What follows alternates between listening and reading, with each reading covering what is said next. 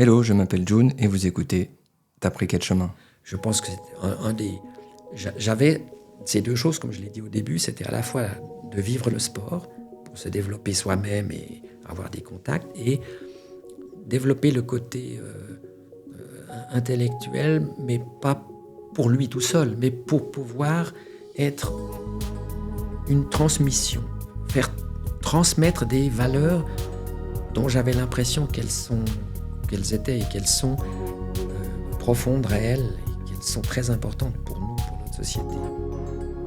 Hello tout le monde, 4e épisode avec comme invité Jacques Gertner. Jacques est aujourd'hui un retraité actif. Comme il le dit lui-même, je suis contemplatif. Mais avant sa retraite, il a eu deux carrières aussi éloignées que complémentaires. Une sportive, ancien footballeur professionnel dans les années 70 et 80, où il a notamment évolué dans le club le plus titré de Suisse, les Grasshoppers de Zurich. L'autre, intellectuel, où il a fait des études de lettres à l'université de Genève. Études et carrière de footballeur professionnel qu'il mènera en parallèle pour devenir par la suite professeur de latin, grec et allemand au collège Calvin de Genève, qui est pour le rappeler le plus vieux collège genevois, fondé en 1559 par Jean Calvin. Avec Jacques, on a parlé de football bien sûr et de ce qu'était le professionnalisme à cette époque, mais aussi des études de lettres, de comment lorsqu'on joue à Zurich, on arrive à étudier à l'université de Genève, de sa vision du monde d'aujourd'hui, de son amour des voyages, de son après-carrière au pluriel. Bref, il va nous raconter quel chemin il a pris. Bonne écoute. Bonjour Jacques, comment ça va? Bonjour John. Bien, merci. Je suis très heureux de te recevoir. Tu as un parcours que j'ai trouvé extrêmement intéressant, de footballeur professionnel, ensuite à enseignant de latin et allemand. On va reprendre un peu tout ça, tout ce fil de vie, tout ce chemin que tu as fait. Mais moi, ma première question, c'est est-ce que tu t'es déjà retourné sur ta vie? Est-ce que tu as déjà fait un bilan de tout ce que tu avais fait?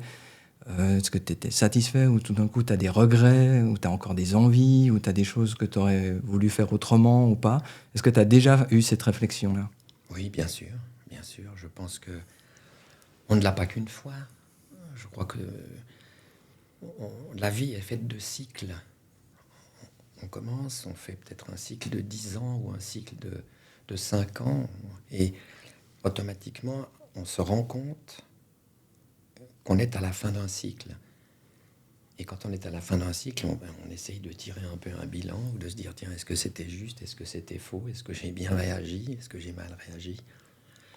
Et je pense que dans l'intervalle aussi, la vie est faite de trois choses. Il y a le passé, le présent et le futur. Je crois qu'on n'y coupe pas, on y pense tout le temps. Il est très à la mode de dire qu'il faut être dans le présent.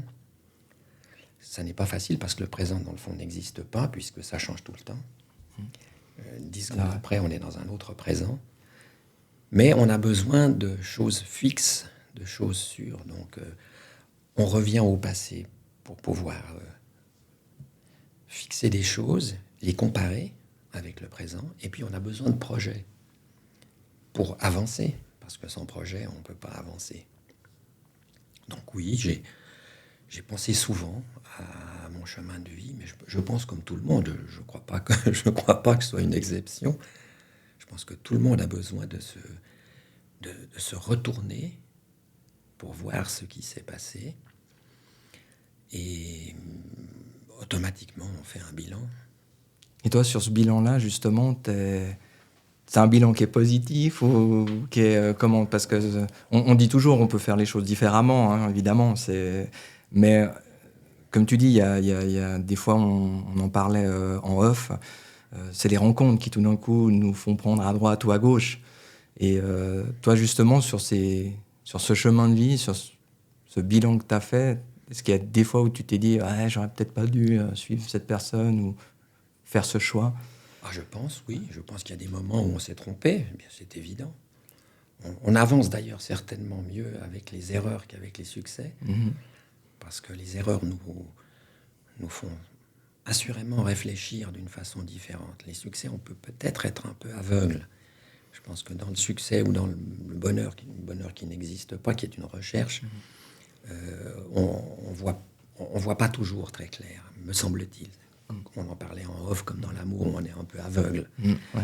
Et je crois que c'est dans les échecs que l'on fait vraiment les bilans. On se dit, là, je n'ai pas pris le bon chemin, bien sûr. Mais t'es pas dans cette nostalgie. C'est-à-dire, il y a un bilan, mais où il y a de la nostalgie quand même. Je crois que notre cerveau est quelque chose de très compliqué.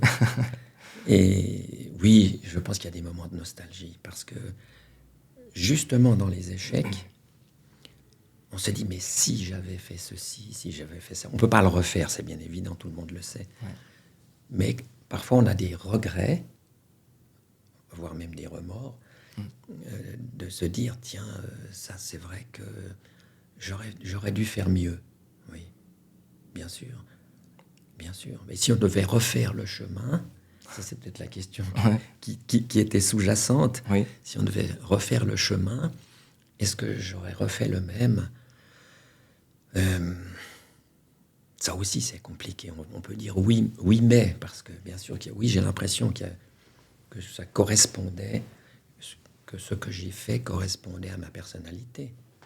Évidemment, il y a toujours, quand on regarde en arrière, on se dit « Ah, ça, j'aurais pu faire différemment, différemment, pardon. » Mais en fait, on se rend compte que sur ce moment-là, à cet instant, on était comme ça et que c'était le seul choix, en fait.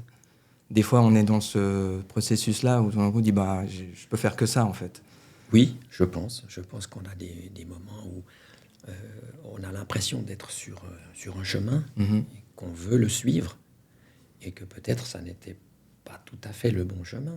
Mais c'est après qu'on s'en rend compte.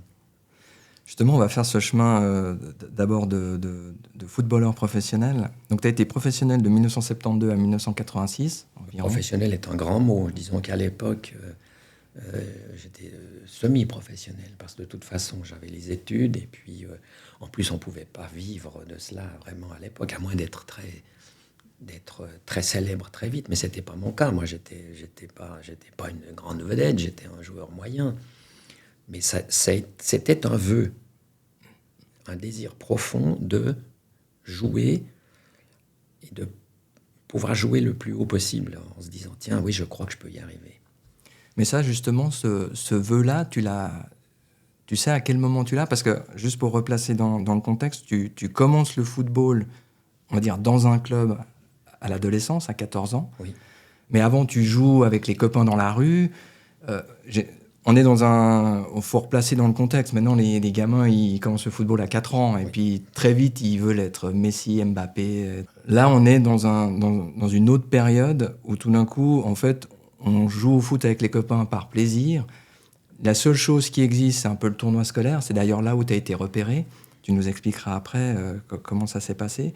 Et puis, en fait, j'avais l'impression qu'à cette époque-là, on jouait au foot par plaisir. Puis quand on était bon, on accédait un peu au professionnalisme. Tu nous expliqueras aussi comment c'était rémunéré. Ça n'a rien à voir. Moi, j'ai... Absolument rien. Je veux dire, tu l'as indiqué. C'était une toute autre époque. On jouait effectivement beaucoup dans les préaux, dans la rue. Moi, à l'époque, c'était aussi au Parc des Eaux Vives ou au Parc Lagrange. On se retrouvait. D'ailleurs, je jouais quand j'étais gamin, je jouais avec des types comme Didier André et autres. On jouait au Parc Lagrange ensemble. Et on a été, entre guillemets, donc repérés par des rabatteurs de l'époque, mais ça n'a rien à voir avec ce qui se passe maintenant. Tout à coup, effectivement, des gens des clubs, pour moi c'était Carouge, venaient voir les jeunes, et puis ils allaient voir les parents, puis ils disaient « Ouais, votre fils, je pense qu'il pourrait faire quelque chose, devenir un bon joueur. Est-ce que vous êtes d'accord ?» Ça s'est passé comme ça, et c'est là que j'ai effectivement commencé tardivement, dans le fond, par rapport à ce qui se passe maintenant, où on embrigade les jeunes à 4 ou 5 ans, ce qui me paraît d'ailleurs, intérieurement pour moi faux, parce que je pense qu'un enfant doit se développer multisport, il doit faire beaucoup de choses pour développer ses qualités morales, mentales, physiques, mais sur beaucoup de domaines. C'est trop unilatéral de commencer le foot à 4 ou 5 ans et de vouloir avoir l'idée qu'on va en faire quelque chose avec tout ce qui se passe justement dans l'évolution, dans l'adolescence. C'est impossible, on change tellement à l'adolescence, donc on peut commencer, je pense, plus tard, du sport avec une orientation très précise. Mais toi, du coup, pour revenir à avant, quand tu dis que tu avais un vœu, c'est à quel moment que tu as ce vœu ou que Alors ce vœu, effectivement, je regardais, il y avait déjà la télévision à mon époque, je regardais les équipes du championnat suisse vers 12 ans, comme ça, à peu près, vers 12 ans. Et puis, je me rappelle qu'il y avait à l'époque, je vois le gardien de l'équipe suisse qui s'appelait Prosperi. Ouais. Je dis, ah ouais, ça devait être à peu près à cette époque-là. Puis je le trouvais très bon. Et ça m'avait beaucoup impressionné. Et c'est ce rôle de gardien en tant que joueur faisant partie d'une équipe, mais étant quand même un rôle individuel. Quelque chose où on doit être au service de l'équipe, mais il y a un côté esthétique, il y a un côté de chasse, la chasse au ballon. On est un peu comme un chat qui court après une balle ou qui doit l'attraper. Et c'était ce côté esthétique, ce côté un peu gymnique qui me plaisait beaucoup. Et oui, parce qu'on n'a pas spécifié, mais tu étais gardien, donc voilà. C'était le poste de gardien. Voilà. Et c'était effectivement cette espèce de défi d'arrêter cette chose volante qui arrivait. Et oui, j'ai jamais pensé jouer comme joueur de chant. Tout de suite, c'était très clair pour toi. C'était très clair. C'était gardien. C'était gardien. Ouais. C'est drôle parce que la plupart des enfin moi je me souviens enfant quand je jouais au foot, j'avais pas du tout envie d'être gardien, j'avais plutôt envie d'être attaquant, d'aller marquer des buts. C'est assez rare justement de très vite prendre conscience que c'est, et quand on discute avec justement quand on entend des interviews de gardiens professionnels, c'est un rôle qui est particulier. C'est très particulier, oui. Ils font partie de l'équipe, mais en même temps, il y a une espèce de référence qui est, qui est particulière, qui fait qu'on est... oui, c'est un rôle qui est particulier. Totalement. Et je pense que les gardiens, en général, ont effectivement une personnalité différente. On l'entend dans les interviews. Je ne pense pas qu'on a la même vision, même du foot, dans la mesure où déjà on est derrière, donc on le voit différemment. Et cette prise de conscience, tu l'as à quel âge ? Oui, je pense, vers 12 ans. 12 ans, c'est difficile de le dire précisément. Vers 12 ans, je pense. D'accord. Où ça devient un désir, un vœu réel. Parce que dans les cours d'école, on joue aussi parfois devant, bien évidemment. Ouais. Mais c'est vrai que ça arrive vers 12 ans, où là, j'ai vraiment l'idée de jouer à ce poste. Et de devenir professionnel, c'est la même chose, c'est le même vœu ? Alors, l'idée du mot professionnel, je ne l'ai pas à cet âge-là, 14 ans non plus. Je crois que c'est l'idée d'arriver à jouer à ce qui était, à l'époque, l'élite, c'est-à-dire la Ligue nationale. De se dire, tiens, est-ce que j'ai les qualités pour jouer à ce niveau-là ? Et c'était, je crois, ça le vœu, c'était de pouvoir jouer en Ligue nationale. Mais c'était plus, entre guillemets, une sorte de défi que tu te mettais à toi-même, plutôt que, entre guillemets, une espèce de réussite sociale par rapport aux autres. Tout à fait. C'était un défi personnel et c'était un défi qui était lié, c'est lié toujours à beaucoup de choses, mais c'était lié peut-être à la famille, c'était lié au chemin de vie que je voulais faire avec les études et le sport, où j'avais l'impression que c'était possible d'avoir deux choses. Donc très vite, toi, tu as déjà un peu cette vision, en fait, de faire les deux. De faire les deux, oui. De me dire, tiens, je vais faire des études, parce que j'ai envie de faire des études. Et puis, en même temps, de faire du sport, d'être un peu la tête et les jambes, d'arriver à faire le tout. Difficile à expliquer, mais je pense que c'était cette direction-là, d'arriver à montrer qu'on peut être dans deux mondes différents, très différents, et peut-être de pouvoir prouver, parce qu'on a besoin de prouver. On voit bien les enfants disent toujours « Papa, regarde », ouais. Parce qu'on a besoin de prouver qu'on est capable de faire quelque chose. Et je pense que ça reste en nous.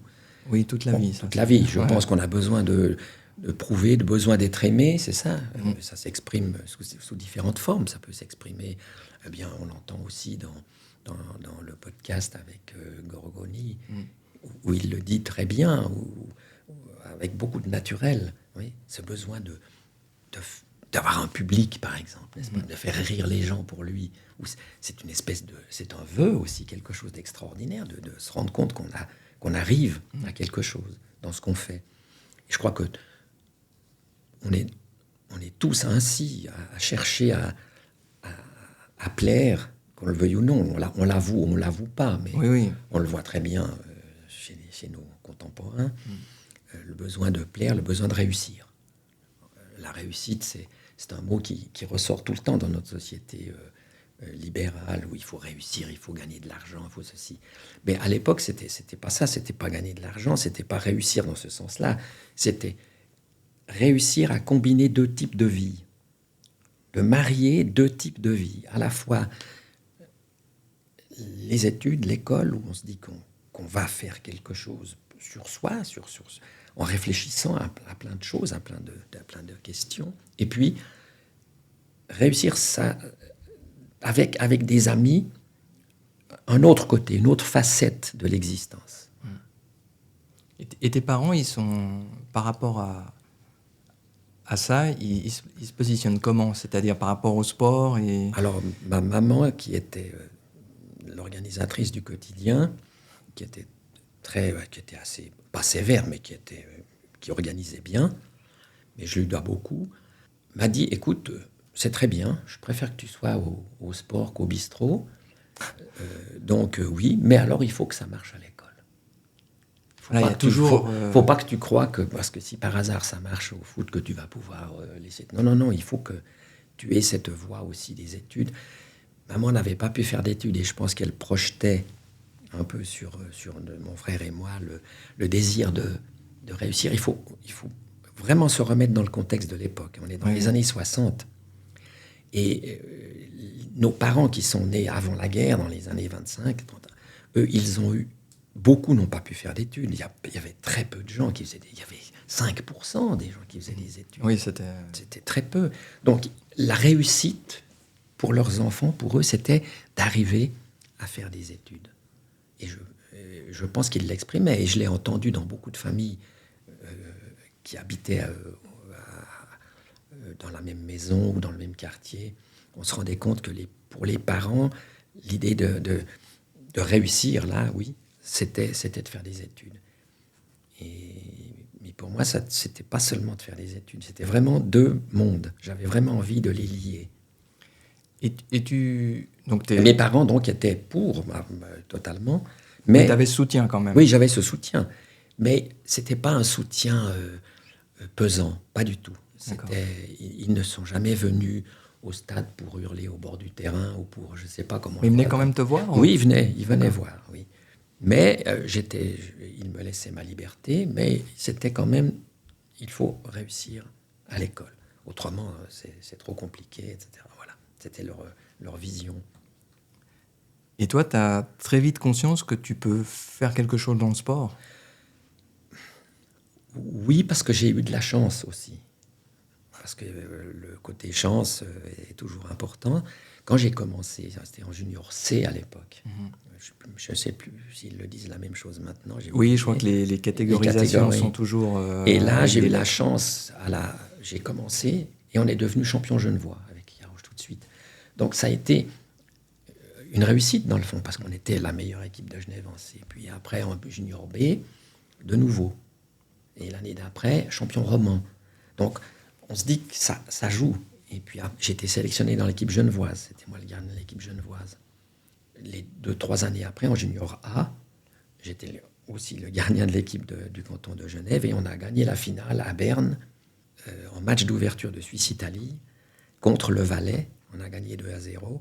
Et on était champion suisse avec le canton. Donc là, oui, j'avais l'impression d'avoir déjà avancé dans quelque chose. J'avais 18, là, à peu près 18 ans. Et j'avais déjà été sur le banc de la première équipe. À Carouge. Une fois à Carouge, une fois ou deux. Donc, oui, j'avais l'impression de me dire, tiens, je peux. J'ai l'impression qu'il y a un potentiel, que je devrais arriver. Voilà. On reparle de ce match d'ouverture, justement. Donc, on est en 1970. Moi, j'étais recherché exactement, c'est le 17 octobre 1970.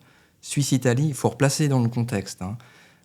L'Italie vient d'être vice-championne du monde. Elle a perdu la Coupe du Monde face au Brésil, dans la Coupe du Monde qui s'est passée au Mexique en 1970. Donc, la Suisse joue contre l'équipe vice-championne du monde. Elle fait 1-1. On est dans le stade du Wankdorf à Berne. Aujourd'hui, il fait 30 000, 31 000 spectateurs. À l'époque, il y avait 42 000 spectateurs. Je ne sais pas si toi, tu as fait le match d'ouverture devant ces 42 000 spectateurs. Ils étaient déjà là. Et est-ce que tout d'un coup, ça donne un peu les prémices de ce que tu vas vivre ensuite? Et puis, comment tu te ressens? Est-ce que tu dis, je suis en train d'y arriver, ou tu te sens déjà arrivé? Comment tu te ressens par rapport à ça? Non, tu ne te sens pas arrivé, mais c'est impressionnant parce qu'en première mi-temps, il n'y avait pas autant de personnes, mais en deuxième mi-temps, oui. Il y avait beaucoup de spectateurs. Et là, quand tu es jeune, c'est impressionnant. Et d'ailleurs, il y avait plus de spectateurs que ce que j'ai vécu plus tard, parce que dans les matchs de championnat, il n'y avait jamais 30 000 personnes en Suisse. Rarement. Ouais, rarement. Donc, oui, c'était une expérience extraordinaire d'être dans cette... C'est un peu comme les jeux du cirque. Tu es là au milieu, et puis, oui, il faut en faire quelque chose. Alors, je trouve que c'est très intéressant du point de vue psychologique, parce que ça nous oblige à nous concentrer sur ce qu'on fait, justement à ne pas penser à des choses extérieures, mais d'être, alors là, vraiment dans le présent. Ouais. Là, tu es obligé d'être dans le présent. Tu ne peux pas être dans le passé ou dans le futur. Tu dois vivre l'événement. Et c'est en ça que le sport, je pense à tous les niveaux d'ailleurs, c'est là que le sport est quelque chose d'éducatif pour les jeunes. C'est cette façon de devoir se concentrer et d'être. Être, exister, les deux sens, hein. Être et exister, c'est pas tout à fait la même chose. Hein. Non. Être parce que tu es là sur le terrain, et puis tu existes en tant que personne, en tant que personne qui réfléchit. Donc c'est une expérience au sens premier extraordinaire.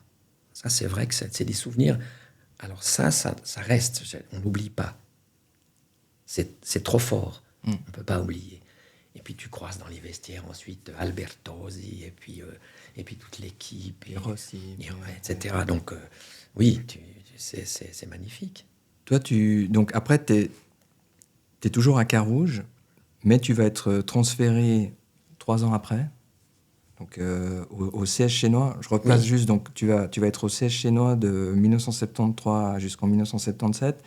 Là, tu joues en première division, en Ligue nationale A, ça s'appelle plus comme ça maintenant, mais c'était la première division à l'époque. Je mets juste le contexte. Le CS Chénois était en première division de 1973 à 1981. C'est un club qui évolue aujourd'hui en 4e division, au 4e niveau du championnat suisse. C'est un club de quartier, comme Carouge, etc. C'est pas la même histoire que le Servette. Pas du un tout. Peu l'équipe phare du canton et puis du football suisse de manière générale. Comment ça se passe, en fait, ce changement-là, de passer de Carouge à Chénois? Parce que Carouge, c'est quand même un club, et même encore aujourd'hui, qui est extrêmement bon, qui est formateur, qui joue en Ligue nationale B, enfin, en deuxième division, c'est quand même un très bon niveau. Comment toi, tu passes, justement? Et puis, à côté de ça, il y a les études, toujours. Oui. Comment tu maries tout ça et puis que tu arrives à continuer à faire ce que tu t'es dit dès le départ, c'est-à-dire à concilier les études, tu as eu une maturité latin-grec, maturité classique, et puis à quelque part réussir dans le sport et à devenir, toi tu dis semi-professionnel, mais à l'époque c'était quand même professionnel quand on joue en première division. Oui. Quel que soit le club. Oui, parce qu'on est payé, mais on n'était pas payé. On reviendra à ça aussi, c'est intéressant. Mais alors, il faut quand même que je dise que j'ai été effectivement transféré. C'est Peter Passmandy qui m'a fait venir, qui est parti ensuite pour le Servette, et qui a fait effectivement de cette équipe du Chénois une équipe qui était assez incroyable dans l'état d'esprit, dans la lutte. Mais moi, j'étais pas gardien. Je suis arrivé, il y avait Philippe Bercier qui jouait, mais j'ai accepté d'y aller parce que je me sentais plus vraiment très bien là à Carouge à ce moment-là. Et j'ai accepté d'y aller, mais je savais que je serais numéro 2, je savais.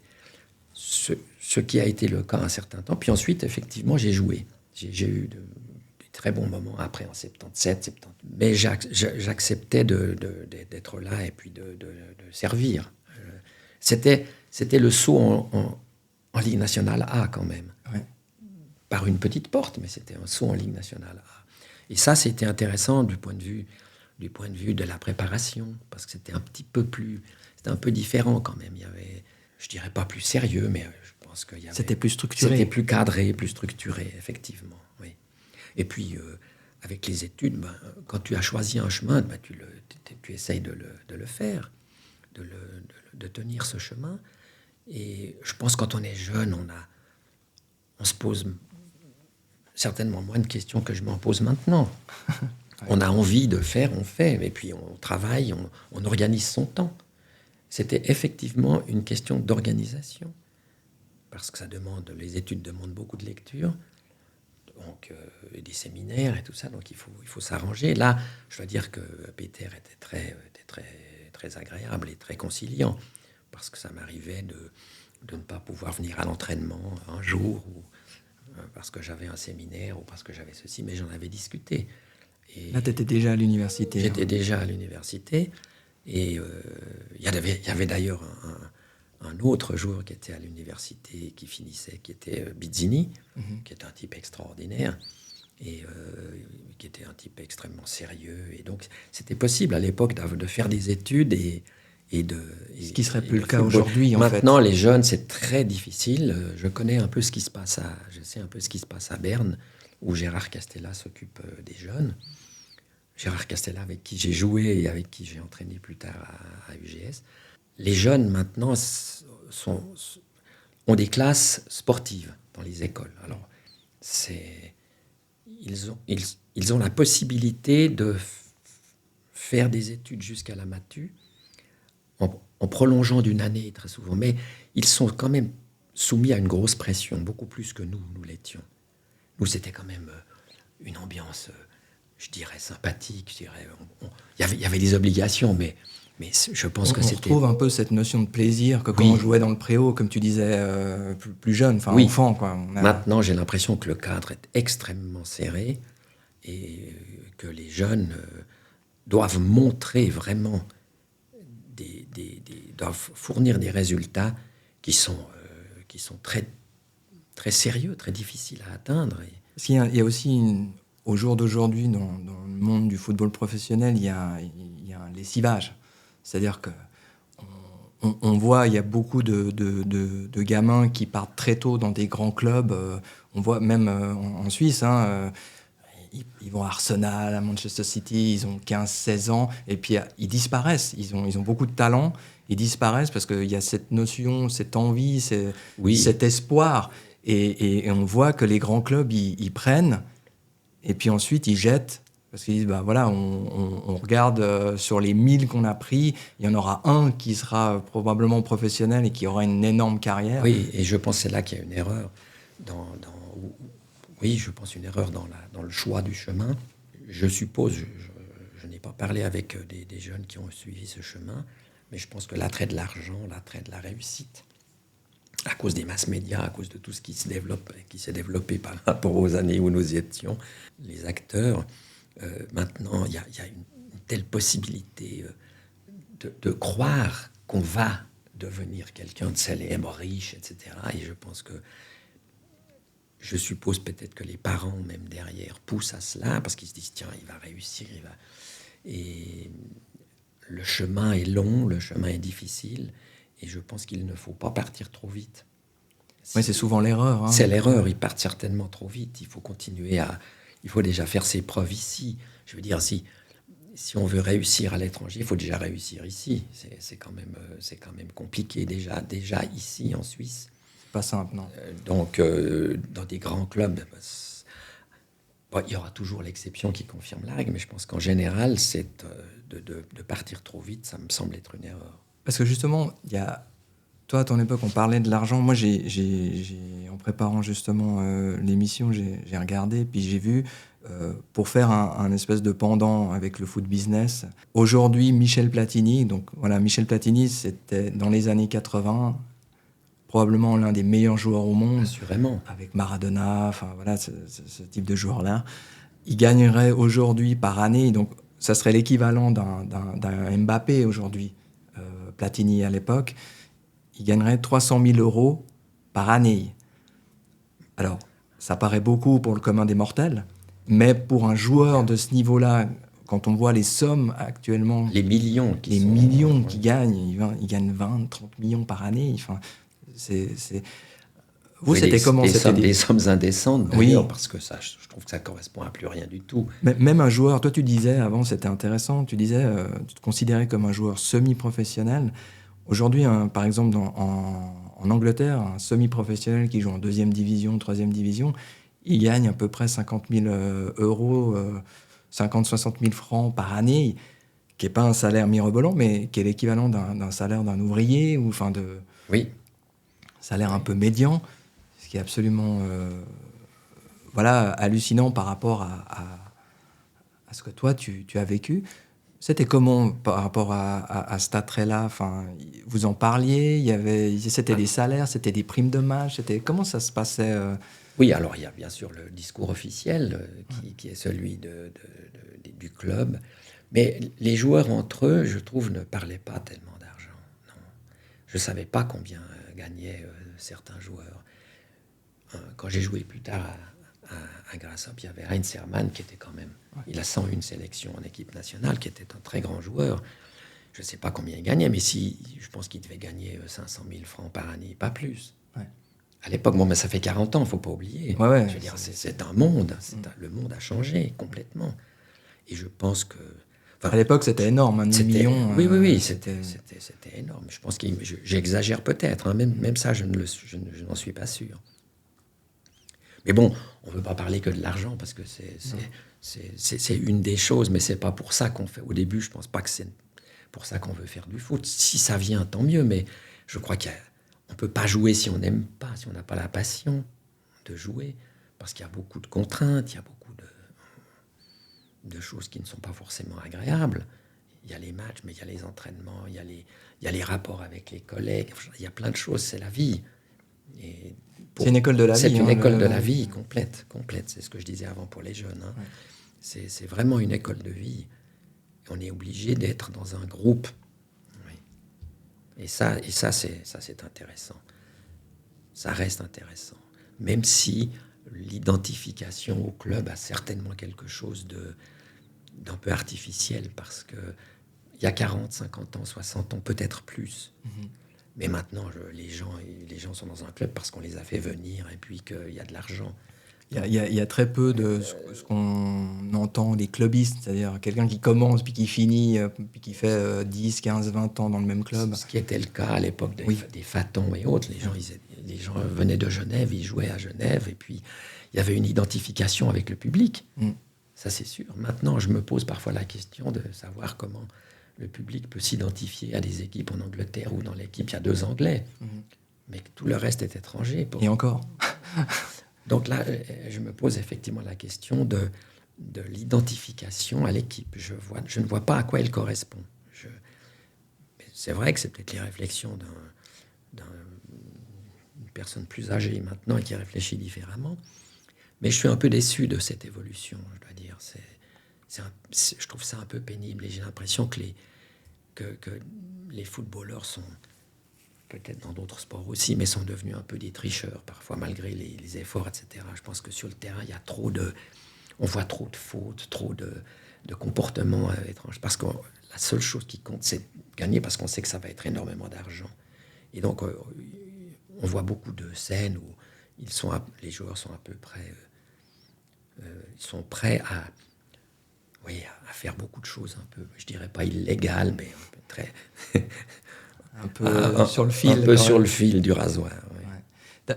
T'as justement cette notion de c'était mieux avant, ou pas vraiment, c'est plus ça a évolué, mais pas dans ce que moi j'aime. C'est très difficile à dire. Mais du point de vue de la qualité du football, je pense que ça va plus vite maintenant. Je pense que, étant donné les séances d'entraînement et la façon dont les gens s'entraînent, je pense qu'il y a eu énormément de progrès dans les questions médicales, les questions de récupération, les questions d'entraînement. Ça fait quand même maintenant 40 ou 50 ans de réflexion de médecins sur le sport. Donc, évidemment que la préparation est sans doute meilleure.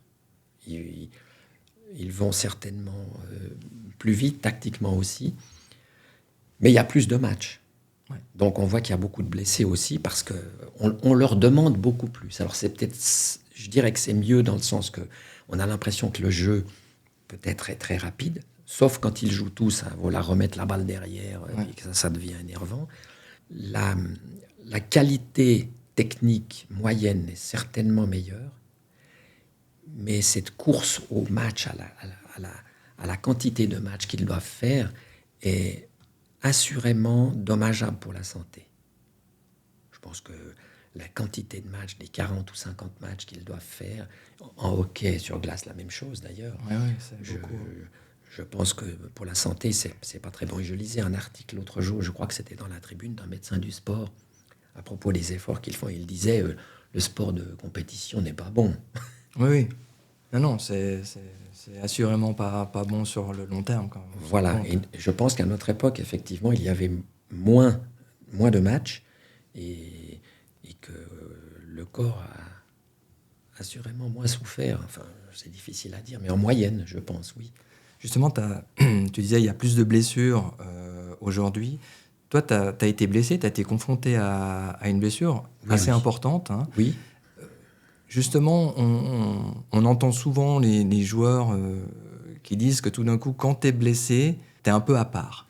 Parce que tu peux plus jouer, tu peux plus t'entraîner avec les autres, et puis tu as toute une période de rééducation où tu le fais tout seul, pendant plusieurs semaines, voire plusieurs mois, si la blessure est vraiment, vraiment grave. Tout à fait. Tout d'un coup, comment toi, tu ressens ça ? Du coup, tu t'es mis plus aux études ou pas du tout, ou comment tu t'es ressenti par rapport à cette situation ? Souvent, c'est un traumatisme hein, pour les joueurs. Oui, c'est un traumatisme. Non, psychologique. J'ai pas l'impression que je me mettais plus aux études, mais ce que tu souhaites, c'est de revenir le plus vite possible, donc de te guérir le plus vite possible. Bon, c'est une question de personnalité aussi. Si tu aimes ce que tu fais, tu as envie d'être là, tu as envie de participer. Mais quand tu as blessure, comme tu ne t'entraînes plus avec les autres pendant un certain temps, alors tu dépends du soigneur, tu dépends d'autres choses, et tu dois t'organiser de façon différente. Et oui, c'est une phase un peu difficile, bien sûr. Oui. On est un peu mis de côté. Oui.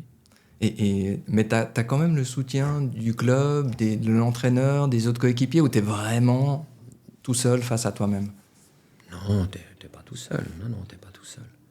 Mais tu te sens un peu, évidemment, par rapport à ce que tu souhaites, tu te dis, voilà, c'est une phase pas d'échec, mais de non-réussite. Enfin, tu t'essaies de la rendre la plus brève possible pour pouvoir de nouveau jouer, parce que c'est le but. Oui. Toi, tu as eu quoi exactement ? Déchirer les ligaments de la cheville, à l'entraînement d'ailleurs, et donc opération, et donc 6 semaines de plâtre à l'époque, avec opération effectivement et 6 semaines de plâtre, et puis après je n'ai eu que 2 semaines de rééducation parce que j'ai bien travaillé, et après 8 semaines je pouvais de nouveau jouer, mais ça fait quand même 2 mois où t'es pas là. Ouais. Mais oui, ça fait partie de... Et quand tu retrouves sur le terrain, il y a de l'appréhension ou non, pas du tout? Non, pas trop, je me rappelle pas. Bon, mais là, c'était une époque où j'étais remplaçant là, à Grasshopper. Et donc, je devais déjà retrouver le cadre. Et, oui. Puis après, j'ai joué 2-3 fois. Et non, j'avais... Oui, tu as une appréhension à cause de la blessure que tu as eue, tu te dis, est-ce qu'elle va tenir ? Ouais. Voilà, oui, c'est ça. Alors, il faut... retrouver ses sensations. Retrouver les sensations, oui, c'est ça. On revient un peu en arrière. Tu pars en Allemagne ? Oui, je suis allé en Allemagne pour mes études, en fait, parce que j'avais... Comment ça se passe, ce changement ? Pourquoi tu pars ? Et donc là, quelque part, tu privilégies la voie études plus que celle du football ? Oui. Parce que pendant cette période-là, tu joues pas ? Non, je joue pas. Non, et c'était tombé à un moment où j'avais aussi une blessure au tendon d'Achille, qui était moins grave, mais j'avais quand même mal. Et puis surtout, avec l'université, j'étais obligé d'aller faire un semestre avec la faculté d'allemand, j'étais obligé d'aller faire un semestre en Allemagne à l'université. Donc je me suis dit, au lieu de faire un semestre, je fais une année. Et comme ça, je fais une boucle. Ouais. Ça me paraissait plus logique que de faire juste 6 mois. Et puis de vivre en Allemagne une année, ça me permettait d'approfondir et de faire des séminaires sur l'année. Et là, j'ai décidé, j'ai dit oui, voilà, je pars, j'arrête. Donc là, t'arrêtes, t'es à Chénois. Oui. Donc tu dis je pars. Je pars, oui. Voilà. Et là, à ce moment-là, ton sentiment, tu te dis, bon, ben, en fait, entre guillemets, c'est fin de carrière de foot, et puis ben, là, je m'occupe de ce qui va être mon travail futur. Ou il y a quand même se dire, non, c'est une pause. C'est une pause, c'est une pause. Pour toi, c'est clair. Pour moi, c'est clair, oui. Dans ma tête. Ouais. Dans ma tête, c'est clair que c'est une pause. Oui. Il fallait déjà que je soigne cette tendinite. Alors, bon, jusqu'à ce moment-là, effectivement, je ne jouais pas puisque j'avais cette tendinite. Mais c'est clair, je me dis, je dois faire ce séjour parce que il faut être conscient que... j'étais conscient que ça n'était pas possible de vivre du football, à moins d'être justement une grande vedette. Mais même en Suisse, c'était difficile. Donc, j'en ai connu d'autres. Babizzini, il est psychologue, il a continué ses études, il a fini ses études, il a fait un doctorat, parce qu'il savait très bien qu'après le foot, il fallait faire quelque chose. Ouais. Donc, c'était... Oui, ce rapport au professionnel est différent. Est complètement différent. Maintenant, on voit les joueurs qui ont été professionnels, ils restent dans le foot. Soit ils sont entraîneurs, soit ils sont dirigeants. Ils restent dans le foot, puis s'ils ont gagné plusieurs millions, ils ont le temps de se retourner. Oui. Voilà, ce qui n'était pas le cas. Ouais. Donc moi, j'avais déjà dans l'idée de me dire, après, je vais certainement enseigner. J'avais envie, j'avais déjà fait des remplacements aussi, ici, ça me plaisait beaucoup. Et donc, je m'étais dit, la seule solution, c'est de faire mes études et de bien les faire, pour pouvoir, après le foot, parce qu'on sait bien que vers 35 ans, en gros, on arrive vers la fin. Donc... je me suis dit, il faut faire ce séjour en Allemagne et puis terminer ensuite mes études. Et en sachant très bien que peut-être que j'aurais de la peine à rejouer, mais en y croyant quand même. Voilà. Et par rapport aux études, donc toi, au moment où tu vas à l'Uni, on revient un petit peu en arrière, tu commences en droit d'abord, et puis ensuite tu fais lettres, et en lettres tu fais allemand-latin. Allemand-latin-grec, oui. Allemand-latin-grec. Une folie. Comment ça se passe, ce choix, en fait? D'abord le droit, et puis ensuite les lettres. Alors, c'est ce qui se passe souvent quand on finit la matu, c'est qu'on est avec des copains. Et surtout que tu fais la maturité. Donc la maturité, c'est l'équivalent du baccalauréat, je précise pour nos auditeurs et auditrices français, belges, etc. Maturité classique, donc c'est latin-grec. Oui. Je crois que ça n'existe plus vraiment comme ça. Maintenant. Non, maintenant, c'est des branches à option. Ouais, donc, il n'y a plus de section, c'est des branches à option. Ouais, à l'époque, il y avait une section, donc tu fais latin-grec. Et donc, en faisant latin-grec, tu aurais pu directement aller en lettres. Et là, tu fais le pas d'aller en droit. Pourquoi ? Oui, pourquoi ? Parce que, comme je le disais, j'étais dans une classe assez extraordinaire. On était des copains, vraiment. Et en discutant avec tous les copains, ils avaient tous dit, on va en droit. Et puis, je m'étais dit, bon... ouais, dans le fond, comme c'était mon meilleur ami, j'ai dit, bon d'accord, on va commencer en droit, c'est intéressant de toute façon, on verra bien. Et puis effectivement, ça correspondait, je ne pense pas, à ma personnalité. Et j'ai fait une année et demie. Et puis, je n'ai pas tellement bien réussi certains examens, certains oui et d'autres non. Et puis là, je me suis dit, bon, non, je crois qu'il faut que je change. Et là, j'ai repris mes anciens amours, mes anciennes amours, qui étaient la littérature, dans le fond. Oui. Et là, ça s'est bien passé. Oui, j'ai beaucoup aimé. J'ai moins aimé que le collège, que l'époque jusqu'au bac, où je trouvais qu'on avait, en tant qu'adolescent, entre 16 et 20, j'ai trouvé cette époque du collège extraordinaire. Vraiment, parce qu'on avait vraiment des amitiés, on avait un groupe, c'était très agréable. Alors à l'université, il y a du monde, c'est plus individualiste. Même si, dans le groupe dans lequel j'étais, il n'y avait pas énormément d'étudiants. On n'était pas beaucoup. Donc on pouvait travailler ensemble en séminaire, c'était sympa de se retrouver, et c'était des petits groupes. Mais oui, ça a été ma voie. J'ai senti que c'était ça et que je devais le faire. Ça devait correspondre à quelque chose. Tu disais justement, t'avais déjà l'envie d'enseigner. Oui, Tu as eu une expérience, parce que tu faisais des remplacements qui permettent de travailler à côté. Donc tu disais aussi que le foot, ça payait les études, mais quelque part, tu faisais aussi des remplacements pour compléter, j'imagine. oui, Et puis c'est un peu la voie un peu naturelle. Quand on est à l'Uni, souvent, pour gagner un peu sa vie, on fait des remplacements, soit au collège, soit au cycle d'orientation. Donc cycle d'orientation, c'est la période adolescente, oui, entre 12 et 15, oui. 12 et 15, et puis après... Les 3 années après l'école primaire. Voilà, après l'école primaire. Inférieure. Ouais. Et puis après, ben, le collège, ça correspond, en tout cas à Genève, ça correspond aux 15, 18, 19 ans, Voilà. où on fait le bac. Toi, très vite, tu comprends que c'est ça que tu vas faire, Oui. que tout d'un coup, ça te plaît, tu as Oui. une espèce de Oui, c'était révélation. C'était intéressant d'ailleurs, parce que ça faisait en fait 3 activités. Il y avait l'université, le foot, dans lequel j'avais un énorme plaisir, et il fallait quand même gagner un petit peu plus. Donc j'ai fait des remplacements, et puis en faisant ces remplacements, d'être avec des jeunes, de travailler avec eux, ça m'a plu beaucoup. Et je me suis dit, oui, voilà, plus tard, Ça conforte. ça conforte, oui.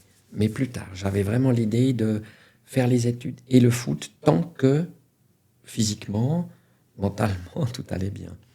Je savais bien que le foot allait s'arrêter, mais je voulais justement, jusque vers 30, 35, me dire, voilà, cette voie du football, j'aimerais quand même la prendre et la continuer. Jusqu'au bout. Jusqu'au bout. Oui. Quoi qu'il arrive. Quoi qu'il arrive. Et tu as réussi, quelque part. Oui, réussi est un grand mot, mais c'est par rapport à ce que je souhaitais, oui, j'ai pu le faire. Ce qui est une chance, parce que, de nouveau, on parle de chance. Hein. Il faut de la chance, il faut que les chemins se correspondent, il faut qu'on arrive à organiser sa vie. Donc il y a à la fois l'organisation et à la fois la chance. Il faut que toutes les planètes, comme on le dit en rigolant, soient alignées. Ouais. Et ça l'a été. J'ai eu dans le fond beaucoup de chance de pouvoir faire cela, de gagner ma vie pour payer mes études grâce au foot, parce qu'au début c'était effectivement avec des remplacements, mais après je gagnais davantage, pas énormément, mais enfin suffisamment pour vivre. Et la vie était, le coût de la vie était moins cher que maintenant, hein, ça c'est évident. Oui. Évident. Donc on pouvait vivre avec des sommes relativement normales par rapport à ce qu'on doit gagner maintenant pour vivre correctement. Et le foot me permettait de vivre comme il faut et d'organiser ma vie comme j'avais envie de le faire. Et donc après, quand tu as ta licence à l'université, par rapport à ta carrière de footballeur, t'en es où ? Alors là, je finis à Grasshopper parce que je devais finir ma licence, justement. Je devais faire le travail comme on dit en allemand, le Staatsexamen, l'examen d'État, et je voulais vraiment le faire. Alors là, je suis revenu à Genève, et puis j'ai pas trouvé tout de suite à jouer. Pendant une année, de nouveau, j'ai travaillé. Alors là, j'ai beaucoup travaillé à l'Uni. Là, je finissais. Et puis, de façon très, très, très amusante, c'est Michel Pont qui m'a remis sur la voie du chênois. Et je suis retourné à Chênes pour 4-5 ans, ouais. Oui, 4-5 ans, où c'était sympa. Là, on était en 2e division, mais c'était 4 années sympas. Ouais. Michel Pont, c'était un très bon joueur d'ailleurs aussi. Il a joué à Carouge et puis ensuite, il a été lui. Servette, non aussi oui, à Lugano, il a aussi entraîné, je crois. Mm-hmm. Et puis, il a été assistant entraîneur de Kobi Kuhn, l'entraîneur de l'équipe suisse. Ouais. Entre autres. Ouais. Parce qu'il est resté, je crois, 14 ans comme entraîneur assistant de l'équipe de Suisse. Donc voilà, tu continues à jouer. Il y a une anecdote qui est intéressante, c'est quand tu reviens d'Allemagne, donc on revient un petit peu en arrière, oui. Où tout d'un coup, justement, tu n'as pas joué à cause de ce tendon d'Achille, et puis tu vas faire ton année d'allemand, ce qui était prévu pour l'université. Tu reviens, et là, comment ça se passe le retour ? Alors, le retour se passe... et en plus, c'est assez étonnant, parce que tu t'atterris à Berne, Oui, alors j'avais téléphoné parce qu'effectivement j'avais besoin de jouer. Je veux dire, c'était pas, je m'entraînais. Je m'étais d'ailleurs entraîné avec le Francfort. Je connaissais le gardien de Francfort. J'avais fait sa connaissance, qui était un type très chouette. Et je m'étais entraîné un peu avec eux. Je savais que j'avais pas de chance parce que c'était très compliqué, n'est-ce pas? Déjà, ces grands clubs allemands n'entrent pas comme ça. Mais ça m'avait permis de m'entraîner. Et puis je me suis dit, je ne veux pas arrêter. Donc j'ai appelé Konietzka. Pourquoi Konietzka? Je ne sais pas. Et Konietzka, alors juste pour replacer, c'était l'entraîneur de... Il était venu en Suisse, d'Allemagne. Il avait entraîné Zurich, joué avec Zurich, entraîné à Zurich. Et puis à cette époque-là, il était entraîneur à Young Boys, à IB. Et puis je l'ai appelé. Et puis je lui ai dit, voilà. Il me connaissait parce que j'avais joué contre lui. Et je lui ai dit, voilà, moi j'étais en pause. Maintenant, j'aimerais bien revenir. Est-ce que ça t'intéresse, etc. Puis il m'a dit, oui, viens t'entraîner avec nous à Berne. J'ai dit, bon, d'accord. Et je suis allé, moi c'était aux environs de Pâques, et je suis allé m'entraîner à Berne. Et il y avait Husner, enfin il y avait des très bons joueurs à Berne. Et puis Konietzka m'a fait m'entraîner 2 jours, et puis ça s'est vraiment très bien passé. J'étais en forme, heureusement. Voilà, c'est de nouveau ces moments où c'est des virages, n'est-ce pas? C'est là que la chance joue un rôle. Tout à fait, oui. Et puis Konietzka, à la fin de l'entraînement, vient vers moi et puis il me dit ouais, c'est très bien, je suis content, mais moi je reste pas à IB. Moi je vais à Getse l'année prochaine, je vais à Grasshopper. Est-ce que tu viens avec moi? Donc Grasshopper, c'est le club de Zurich. C'était le club de Zurich qui était le plus titré, qui était toujours en Coupe d'Europe, qui était à l'époque. Voilà, Et alors j'ai dit ah bah oui, c'est intéressant. Mais le drôle, c'est que IB, Young Boys voulait que je reste. Et puis, Passmandy m'avait appelé pour venir à Servette. Donc, j'avais pas joué, et j'avais 3 clubs, tout à coup, qui me demandaient de venir jouer. Je me suis dit, mais qu'est-ce que je fais? Alors, si je viens à Servette, je rentre à Genève, un peu au Bercail. Je me suis dit, non, j'ai envie de continuer ailleurs, pour des expériences de vie, ne pas revenir tout de suite. Là, alors, on replace le contexte. Là, en fait, t'as 3 clubs, mais surtout, tu as 2 clubs, c'est-à-dire Grasshopper et Servette, qui sont les 2 plus gros clubs de l'époque. Fin des années 70, début 80, c'est vraiment les 2 clubs les plus titrés, qui font la Coupe d'Europe, comme tu disais, etc. Et donc, toi, en tant que Genevois, tu pourrais aller jouer au Servette, ce qui serait logique. Et en plus, tu as l'Uni à Genève, donc quelque part, il y a un côté pratique qui revient. Et toi, tu fais le pas de dire non, je reste à Zurich. Enfin, je vais à Zurich. Je vais à Zurich et je joue pour Getse. Voilà. Et je me suis dit, oui, ça paraît contradictoire, au moins paradoxal. Mais je trouvais l'idée de Grasshopper intéressante parce que c'était un grand club. Je me dis aussi, si on me propose d'aller à Grasshopper, je vais à Grasshopper. Et puis c'était Zurich. Zurich, j'aimais bien cette ville. Je me suis dit, je vais vivre à Zurich un certain temps. Voilà. Alors c'était un choix un peu égoïste, évidemment, parce que tout cela, c'était indépendant de ma vie de famille et autres. Oui. Parce que là, tu étais déjà... J'étais divorcé là, à cette époque. D'accord. Tu avais déjà des enfants? Non, je n'avais pas d'enfants. Non, si j'avais eu des enfants, ça aurait été totalement différent. Et je voulais pas avoir d'enfants avant d'avoir fini mes études. Non, parce que là, ça devient compliqué. Ouais. La vie est déjà assez compliquée comme cela. S'il fallait encore... je n'ai pas voulu avoir d'enfants avant d'être installé. Et voilà, ouverture d'une aventure à Grasshopper. Et là, justement, tu rentres vraiment dans ce qui est le... Avant, tu as connu la première division avec des clubs, comme on a dit, de quartier, chinois, etc. Là, tout d'un coup, Alors oui, l'organisation est vraiment professionnelle. Ça, c'était vraiment impressionnant pour l'époque. Enfin, maintenant, je ne sais pas exactement, je ne suis pas allé dans les vestiaires. Mais c'était très, très organisé. On arrivait, on avait nos affaires qui étaient prêtes. Il y avait toutes les séries, tous les massages, tous les bains. Enfin, tout était vraiment organisé de façon très, très professionnelle. Et ça, c'est un encadrement qui est agréable. Et là, du coup, par rapport à avant où tu arrivais à lier les études, là, tu arrives encore avec ce niveau de professionnalisme? Oui, j'arrive encore. Surtout que tu n'es pas dans la même ville, tu n'étudies pas à Zurich, mais tu étudies à Genève, donc tu dois faire des allers-retours. Oui.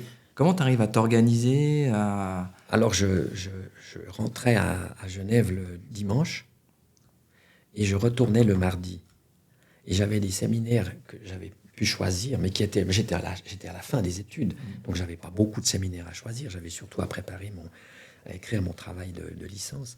Et puis un de séminaires, et j'avais pu les trouver le lundi et le mardi matin, ces séminaires, en accord avec les gens de l'université qui ont été, je dois dire, à l'époque très très chouettes. T'as pu organiser justement. J'ai pu organiser ma vie. Ils savaient qui j'étais, donc ils ne m'ont jamais mis les bâtons dans les roues, jamais, à l'université. Maintenant, je ne sais pas comment ça se passerait, mais en tout cas, à l'époque, j'ai trouvé qu'ils ont été très larges d'esprit et conciliants. Ouais, j'ai vraiment pu faire ce que je voulais.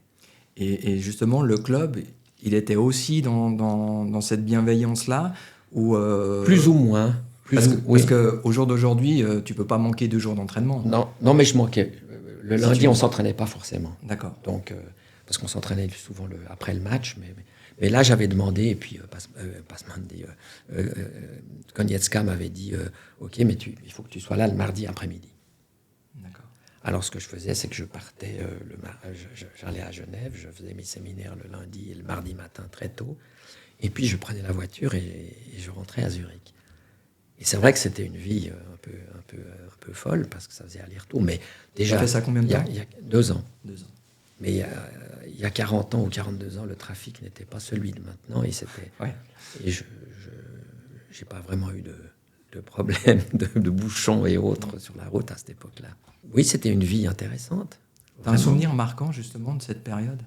Footballistique ou... Oui, et même...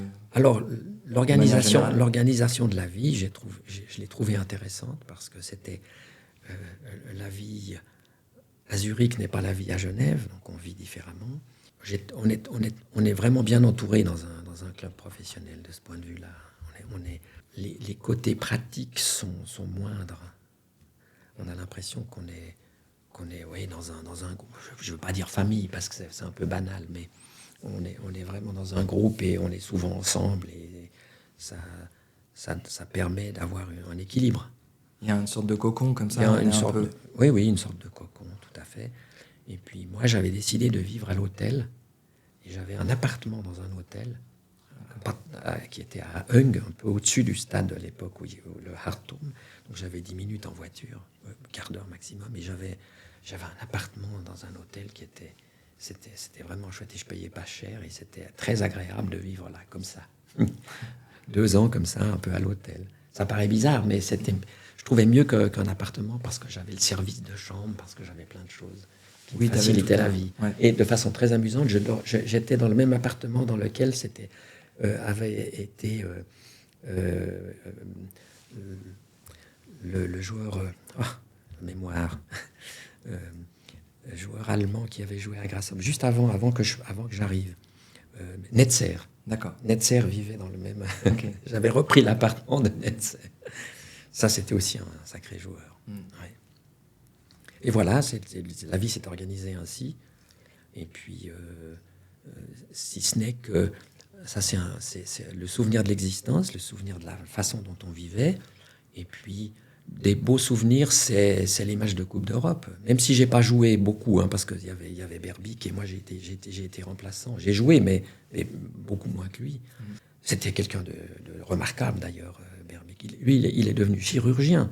Donc, c'était à l'époque. Et il y avait Sulzer qui est devenu avocat. Et il y avait le frère Hermann qui est devenu aussi avocat. Il y avait Zanetti qui est devenu avocat. Donc, il y avait, étonnamment, dans l'équipe, on était 4 ou 5 à faire des études. Ce qui est maintenant, enfin, on a un peu une espèce de vision du footballeur un peu idiot, voilà, qui est bon. C'est un peu réducteur. Oui, c'est très réducteur. C'est très réducteur. Mais là, tout d'un coup, on se rend compte. Alors, maintenant, c'est peut-être pas forcément parce qu'ils n'ont pas les capacités, c'est qu'on leur en donne pas la possibilité. C'est si tu veux être joueur professionnel, tu fais ça. Et puis... Oui, et je pense qu'il y a autre chose. Si on voit maintenant ce qui se passe dans les équipes, il y a énormément d'étrangers. Okay. Et je pense qu'il y a beaucoup d'étrangers, on voit beaucoup d'Africains, par exemple. Pour eux, c'est une promotion sociale extraordinaire. Donc, ils se donnent assurément encore plus de peine que nous, peut-être. Ouais. Pour eux, c'est une réussite incommensurable, c'est quelque chose d'incroyable. C'est une vraie porte de sortie. C'est une vraie porte de sortie, oui. Et le professionnalisme avec l'argent qui maintenant est présent, pour eux, c'est une porte de sortie, une façon de devenir, comme on le disait avant, personne ne regrette d'être devenu célèbre. Ouais. Donc, et les étrangers peuvent jouer dans les clubs, comme on le voit, alors qu'à mon époque, il y avait un étranger. Ouais. Et puis, à la fin, je crois que c'était 2. C'est tout. Donc, effectivement, les équipes étaient faites de joueurs suisses. Ouais. Oui, puis quand tu voulais faire rentrer un remplaçant étranger, tu devais en sortir un autre. Exactement. Parce que tu n'avais pas le droit d'avoir plus de temps de joueurs sur le terrain. Donc c'est ce que je dis, le monde en général et le monde du football a tellement changé qu'on ne peut même plus comparer. Ouais. C'est incomparable. On a quand même maintenant des joueurs, d'ailleurs de façon amusante, des joueurs suisses qui jouent à l'étranger, ce qui n'était pas le cas auparavant. Oui. C'est les Allemands qui venaient jouer en Suisse, ou les Autrichiens, et puis maintenant on a quand même un certain nombre de joueurs suisses qui jouent en Italie, qui jouent en Allemagne. Oui. Alors il y a un beaucoup plus grand mélange que ce qui était le cas auparavant. Ouais.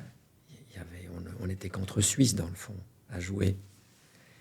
Oui, le rapport n'était pas du tout le même. Le rapport n'était pas le même, et comme on l'a dit, il était possible de faire des études ou d'avoir un métier à côté. Certains avaient travaillé à mi-temps ou à quart de temps à côté du football, ce qui n'est effectivement plus le cas. Oui.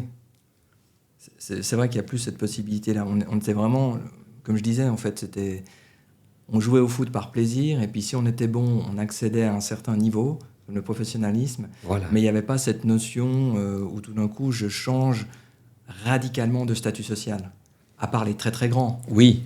Mais ce que je veux dire, c'est que un joueur professionnel qui joue en Suisse, en Super League, donc en première division, au jour d'aujourd'hui, sans être en équipe de Suisse, sans partir à l'étranger, dans des grands championnats, des grands clubs, etc., il gagne bien sa vie. Il gagne bien sa vie, et l'encadrement est celui que moi j'avais à l'époque à Grasshop. Ouais, voilà. Il y a un professionnalisme certain dans l'organisation des clubs, dans tous les clubs.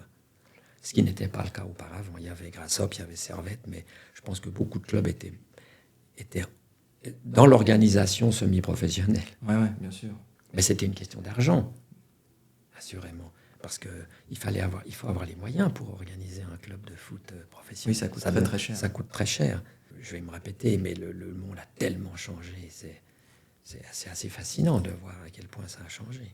Et alors, toi, après Après, oui. Justement, tu as cette expérience à Grasshopper, à Zurich. Comment ça se termine ?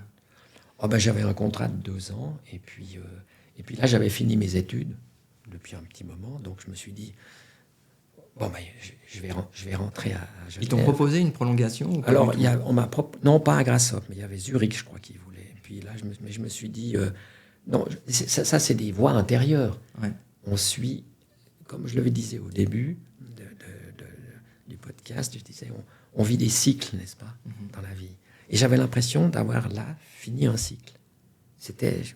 J'ai atteint quand même quelque chose qui me plaît, même si j'avais pu faire mieux, ou j'aurais pu faire mieux, ouais. J'avais l'impression d'être à la fin d'un cycle, quelque chose que je devais organiser ma vie autrement. Et donc c'est retour à Genève ? Et retour à Genève, oui. Et là, comment ça se passe, ce retour ? Alors le retour, il se passe, Alors comme je l'ai dit tout à l'heure, j'ai pas joué la première année parce que j'avais encore 2-3 choses à finir pour les études. J'ai fini le gros, mais j'avais encore une chose à écrire. Et puis il faut trouver le club. Hein. Quand tu rentres, il faut jouer. Et c'est là que l'année d'après, Michel Pont est venu me chercher et que j'ai continué à Chénois. Mais entre-temps, j'étais dans les études et j'enseignais. Donc Et là, c'est plus des remplacements. Là, vraiment. Là, je suis effectivement titulaire. J'avais un poste à mi-temps. D'accord. Je travaillais à mi-temps. Et ça, c'est aussi... Donc là, t'enseignais où exactement? J'enseignais au cycle d'orientation, donc les collèges inférieurs, les 3 années inférieures après l'école primaire. Et 12-15 ans. 12-15 ans, donc il y a primaire, inférieur et supérieur jusqu'au bac ou à la mature. Et là, j'enseignais au cycle d'orientation. Et pendant 3 ans, 4 ans. Et après j'ai enseigné au collège Calvin, au collège où j'avais fait ma maturité. C'est un peu retour aux sources. C'était retour aux sources. Le directeur de l'époque, M. Horry, qui était un homme vraiment très sympathique, m'avait dit, il adorait le sport, lui, et il m'avait dit si tu veux enseigner, tu me dis, à Calvin, je te prends. Et j'ai attendu, je crois, 1 année ou 2 ans, parce qu'il n'avait pas de poste à disposition. Et là, j'ai pu ensuite aller enseigner au collège, qui était, pour moi, c'était une espèce de retour aux sources. C'était un objectif. Oui. J'avais envie de retourner dans la maison mère, si j'ose dire. C'est juste le collège Calvin, c'est le plus vieux collège de Genève. Plus que de Genève. Hein. Ouais, je pense que c'est la première école publique gratuite du monde. D'accord. Ça dépend. On a les minutes du Conseil de 1536. Moi, ce que j'ai trouvé, c'est que ça a été fondé en 1559 par Calvin. Ouais. Ça s'appelait l'Académie de Genève. Exactement. Mais c'était on a les minutes du Conseil où c'est écrit qu'il faut créer à Genève, qui avait adopté la réforme, il faut créer une école publique gratuite. Alors évidemment pour les garçons, parce que on va pas revenir en arrière sur l'histoire. Évidemment que c'est les garçons qui devaient devenir des pasteurs ou des bons organisateurs de la vie publique. C'est pour ça qu'on voulait créer une école publique gratuite qui était sur 8 ans. C'est l'idée donc en 1536. Et le collège ne se crée qu'en 1559. Le bâtiment du collège Calvin existe toujours, c'est toujours le même. Oui, le bâtiment de la Renaissance. Le bâtiment d'origine. Le dernier bâtiment de la Renaissance qu'on a, oui. Mais voilà. Et toi, donc, tes retours aux sources, tu préfères justement cette période, dans le sens, quand je dis la période des 15, 18, 19 ans, plutôt que celle des 12, 15 ? Là aussi, je pensais que c'était une évolution. Je m'étais dit que c'était assez logique de commencer par les plus petits avant d'aller chez les plus grands, pour savoir ce qu'ils ont fait avant. Et puis, l'intérêt chez les plus grands, c'est l'intérêt qu'on étudie la littérature et pas seulement la langue. Voilà. Alors, au collège, évidemment,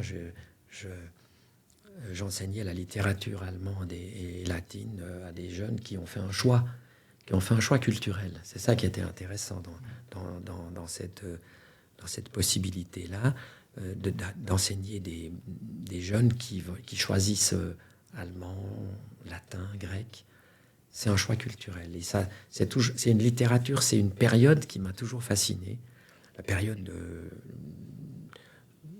la philosophie grecque, je dirais du 5e au 3e siècle, 2e siècle avant Jésus-Christ, et puis la période romaine. La littérature de cette époque m'a toujours intéressé. Pourquoi, j'en sais rien, c'est comme ça. Mais je pense que... je suis un peu ironique là, mais je pense que c'est lié au fait que c'est quand même le début de la culture occidentale. Des bases, des fondements de la culture occidentale. Dans la façon de gérer les problèmes. On n'a pas du tout la même façon de gérer les problèmes en Occident qu'en Orient. Et c'est lié effectivement, je pense, à l'apparition de cette philosophie grecque, de cette façon de penser le monde, qui est complètement différente de la façon dont les Orientaux pensent le monde. Et cette période m'a fasciné, cette façon de poser les problèmes sur la table, comme le fait Platon, comme le fait Aristote, qui est celui qui a créé la classification, en fait, de la pensée. Et donc ça m'intéresse énormément de me dire, mais pourquoi tout à coup, à ce moment-là, des gens créent des classifications, créent une façon de voir le monde. Et ça m'a toujours fasciné. Ça, très vite, vu qu'en fait, toi, tu as fait une maturité classique, donc littéraire, et donc, en fait, très vite, justement, tu as cette passion-là et cette envie de comprendre cette façon de penser. Oui. Et après, tu te retrouves à l'enseigner. Je me retrouve à l'enseigner, oui. Ce qui était, dans le fond, une suite logique, quelque part. C'était une suite logique d'avoir d'avoir emmagasiné ces choses-là pour pouvoir les transmettre. C'est ce qui me plaisait, c'était de transmettre ce que je pensais être, ce que je pense toujours d'ailleurs, être une ouverture sur le monde de la pensée, sur le monde de la réflexion. Et c'est ce qui m'intéressait avec les jeunes, c'était de leur transmettre un certain nombre de schémas ou de visions et qu'on puisse en parler. Et je crois que l'Occident s'est développé grâce à cette culture qui est née dans le monde grec et qui a continué avec les Romains. L'Occident a été effectivement, je pense, le continent qui s'est développé de ce point de vue-là le plus rapidement, avec des côtés très négatifs, puisque ça a quand même amené au colonialisme, parce qu'on pensait qu'on était bien meilleur que les autres. Un sentiment de supériorité en Occident, un peu, j'ai l'impression qu'on l'a toujours d'ailleurs. Mais c'est vrai que la pensée... Une certaine arrogance. Une certaine arrogance de la pensée. Mais c'est vrai que cette pensée s'est développée très fortement dans le domaine scientifique aussi. Voilà, moi je trouvais cette voie, pour moi, intéressante, et de discuter avec des jeunes gens qui sont en pleine formation, qui sont en train de se demander ce que signifie réfléchir, comment est-ce qu'on arrive à faire réfléchir, comment est-ce qu'on arrive à faire penser, à présenter des sujets, à les commenter, à les critiquer. Et ça, j'ai trouvé que c'était du bonheur avec des jeunes gens qui avaient fait ce choix. Oui, c'était pas... Oui. Alors, il y a les autres choix. Il y a les choix de mathématiques, mais là, je suis pas très bon, donc je ne vais pas le faire. Ce qui est là aussi un choix magnifique, de faire réfléchir les jeunes par la mathématique, par la musique, par toutes sortes. Mais je pense que c'était un des... J'avais ces deux choses, comme je l'ai dit au début, c'était à la fois de vivre le sport, pour se développer soi-même et avoir des contacts, et développer le côté intellectuel, mais pas pour lui tout seul, mais pour pouvoir être une transmission, faire transmettre des valeurs dont j'avais l'impression qu'elles étaient et qu'elles sont profondes, réelles, et qu'elles sont très importantes pour nous, pour notre société. Est-ce que toi, justement, comme tu disais, tu as ces deux pans qui sont le sport et les études, la réflexion, etc. Est-ce qu'en fait, l'un t'a aidé dans l'autre ? C'est-à-dire, est-ce que tout d'un coup, cette façon de réfléchir, de comprendre le monde, t'a aidé pendant des matchs, par exemple, ou, à l'inverse, justement, ce que tu faisais dans le foot t'a permis justement de pouvoir appréhender les études d'une manière différente. Est-ce que tu as senti qu'il y avait une espèce d'échange ou pas du tout ? Non, je crois pas qu'il y a eu d'échange. C'est une bonne question, j'y avais pensé, on en avait parlé. Je crois pas qu'il y ait un vrai échange. Non, je pense que on peut bien sûr revenir à l'histoire de l'Occident avec les Jeux Olympiques grecs, où les Grecs eux-mêmes avaient mis en place une société où il fallait c'était bien sûr la noblesse, mais où il fallait faire du sport et de la philosophie et de la mathématique, il suffit de lire Platon, pour être un homme complet, pour être quelqu'un qui montre ce qu'il est. Et il le faisait nu. Hein. Oui. On faisait le sport nu. Gymnos en grec veut dire nu, hein, la gymnastique et tous ces exercices. Le gymnase, c'était l'endroit où les jeunes travaillaient le physique, mais en même temps aussi, ils réfléchissaient à la vie. Alors là, c'était vraiment, je pense, une éducation. Ça, c'était une éducation désirée. On parle d'Athènes, on parle de Sparte, c'était un peu différent. Ouais. Mais chez nous, je ne pense pas qu'il y ait eu une vraie interaction entre le foot et le sport et les études. Simplement que le sport, où on a développé d'ailleurs dans les écoles à partir des années 50-60, hein, on a développé la culture, entre guillemets, la culture du sport. Oui, le sport est devenu... Le cours, c'était l'éducation physique. Éducation, voilà. Ouais. C'est intéressant d'ailleurs. Hein. Ouais.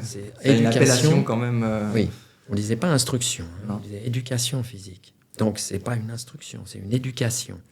Et de ce point de vue-là, c'est intéressant. On éduque. Et c'est les parents qui éduquent en principe. Mais là, c'est l'école aussi qui éduque. Et c'est un pan, dirais-je, de la personnalité de quelqu'un. s'il y a interaction au niveau du professionnalisme, je ne pense pas. Mais ce qui est intéressant, c'est quand on est jeune. Je pense que le sport et les études, quand on est jeune, là, oui, ça permet d'ouvrir la personne aux activités fondamentales de l'être humain, c'est-à-dire la mobilité, et rendre les gens conscients de leur corps. C'est lié à la tête aussi, parce qu'il faut réfléchir aux mouvements qu'on fait, tous les exercices de coordination, par exemple. Alors voilà, ça c'est une éducation. Et donc, cela, oui, c'est très important de le mêler, de le faire en même temps. Ça se fait d'ailleurs à l'école. De même que la musique, je pense, c'est aussi une façon de développer ses qualités. Important pour tout être humain d'avoir ces trois côtés au moins, c'est-à-dire le sport dans l'éducation sportive, l'instruction, et puis la musique à côté, qui est quelque chose, les Grecs le disaient déjà, donc on n'invente rien. Mais le sport professionnel en lui-même, s'il y a eu un échange, non, le mot échange me paraît trop fort. Je ne crois pas que c'est un échange. Il y a contact, oui, parce qu'on parle ensemble. Mais tu n'as pas cette espèce de... Quelque part, tu fais travailler ton cerveau. Je donne un exemple un peu, mais de compréhension, par exemple, tactique, où tout d'un coup, tu sens que ça va plus vite. Tu comprends plus vite les schémas, où tout d'un coup, tiens, là, il y a, je sais pas, je donne un exemple un peu bête, mais ce joueur-là, il est tout le temps tout seul, il faut recadrer d'une manière différente, et puis... Oui, mais ça, alors, c'est des problèmes tactiques, c'est des problèmes précis qui sont liés au sport et qui ne sont pas des problèmes intellectuels. Il y a des gens très intelligents chez les entraîneurs, c'est pas forcément des intellectuels. Intellectuel, c'est une chose, et puis l'intelligence, ça peut en être une autre. Il y a l'intelligence de la vie, il y a l'intelligence... Le mot intelligence, il veut dire, au latin, intellegere, qui veut dire faire le choix parmi les choses. C'est-à-dire savoir mettre ensemble ce qui doit l'être et ce qui est intéressant. Et l'intelligence, c'est ça. Il y a des gens hyper intelligents qui n'ont pas fait d'études, mais qui sont très intelligents dans ce qu'ils font. Et on a un peu, chez nous, j'ai l'impression qu'on a un peu négligé. C'est-à-dire qu'on a mis sur un piédestal les intellectuels. Et puis, alors, eux, c'est les intelligents, et puis les autres, ils peuvent... Je pense que c'est faux. Il y a des tas de gens hyper brillants, très intelligents, qui n'ont pas forcément fait d'études. L'intelligence, c'est autre chose. Hein. Et un bon tacticien, un Guardiola, par exemple, c'est un type hyper intelligent quand on voit la façon qu'il a de faire les choses. Mais je ne pense pas qu'on ait besoin de faire des études pour ça, si ce n'est des études de tactique. Oui, voilà. L'entraînement, etc. Mais toi, tu dis qu'il n'y a pas eu de... Mais je ne crois pas qu'il y ait de transfert entre la pensée universitaire, disons, et le monde pratique. On le voit aussi en politique. Les politiciens n'ont pas forcément tous fait des études, mais ils peuvent être d'excellents politiciens. Oui, tout à fait. Oui. Ils sont quand même... Après...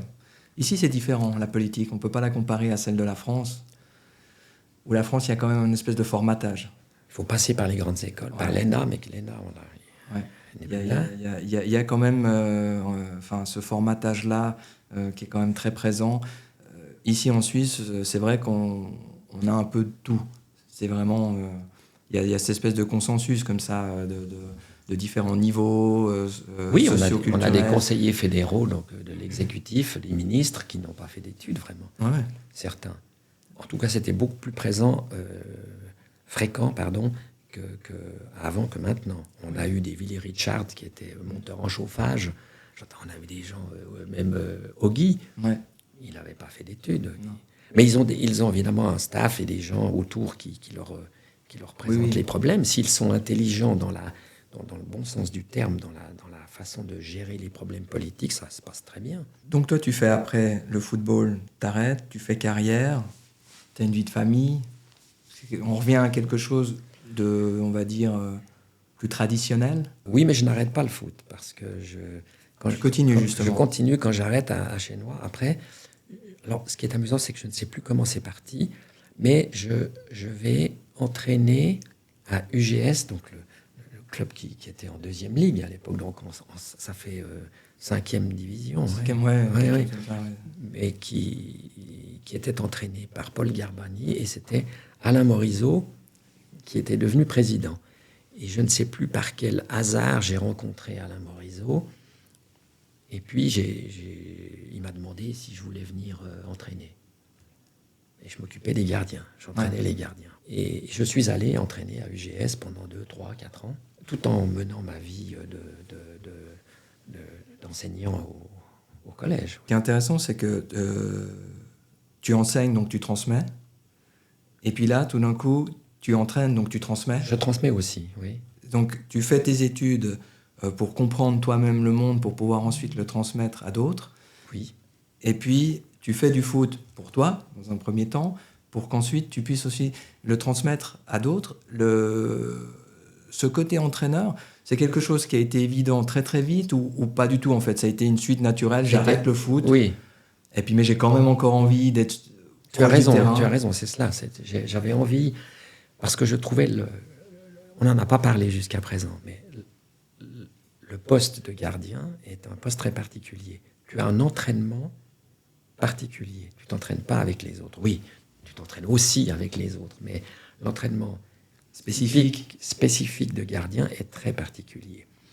Et j'avais, en tant que joueur, j'avais lu aussi des bouquins sur l'entraînement, et petit à petit, ça m'intéressait de développer une méthode d'entraînement pour gardien, que je n'ai pas écrite d'ailleurs, mais que j'ai des notes, mais je n'ai pas écrit de livre.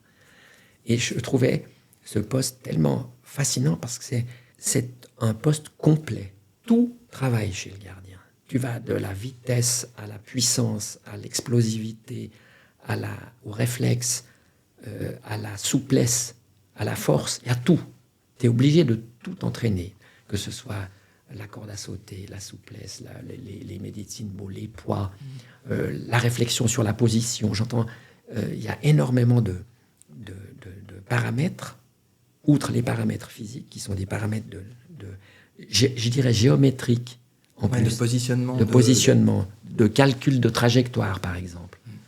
Là, on se retrouve dans quelque chose d'assez extraordinaire, parce qu'une calcul de trajectoire, on n'en parle pas souvent, mais quand tu vois un centre, quand tu vois comment tu sais qu'elle va arriver là, comment tu devines qu'elle va arriver là. Donc ça, c'est une chose qu'on peut ou qu'on doit rendre consciente chez le gardien, dire voilà, cette balle, elle part comme ça, donc il faut regarder le ballon au moment où il quitte le pied du joueur. Est-ce que la balle tourne? Est-ce que la balle est frappée franchement? Est-ce qu'elle fait une parabole? Est-ce qu'elle arrive droite? Et ça, c'est instinctif, en quelque sorte, en nous. Mais peut-être qu'on peut le travailler pour l'améliorer, parce qu'il s'agit souvent d'un dixième de seconde dans la réaction, quand tu sors pour aller chercher une balle. Oui, c'est un dixième de seconde pour être avant l'autre. Si tu te trompes du dixième de seconde, le joueur a mis la tête avant toi, puis il y a but. Voilà. Souvent. Donc, tout ça, c'est fort intéressant à mettre en place.